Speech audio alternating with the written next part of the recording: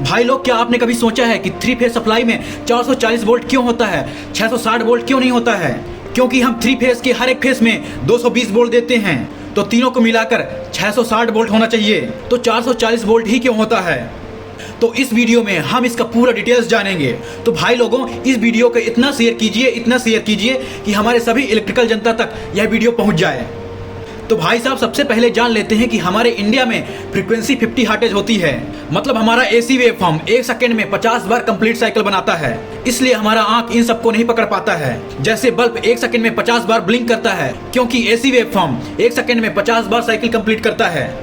और इस wave form को देखने के लिए हम यूज करते हैं सीआरओ की मदद से हम एसी वेव फॉर्म को विजुअलाइज कर सकते हैं।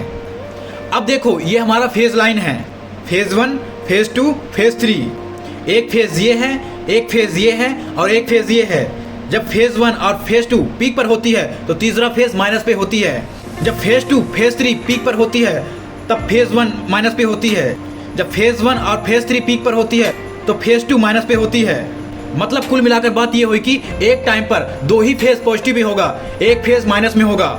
मतलब हमें जो वैल्यू मिलेगी वो दो ही फेज के बीच में मिलेगी, तीसरे फेज के बीच में नहीं मिलेगी। और यह साइकिल लगातार चलता रहता है और सभी फेज एक दूसरे से 120 डिग्री पर होता है। मतलब दो फेज के बीच का एंगल 120 डिग्री होता है। तो भाई साहब, आप जान ही गए होंगे कि थ्री फेज सप्लाई में 440 वोल्ट ही होता है, 660 वोल्ट नहीं होता है। क्योंकि हमारा दो ही फेज पॉजिटिव पे होता है, एक फेज माइनस में होता है।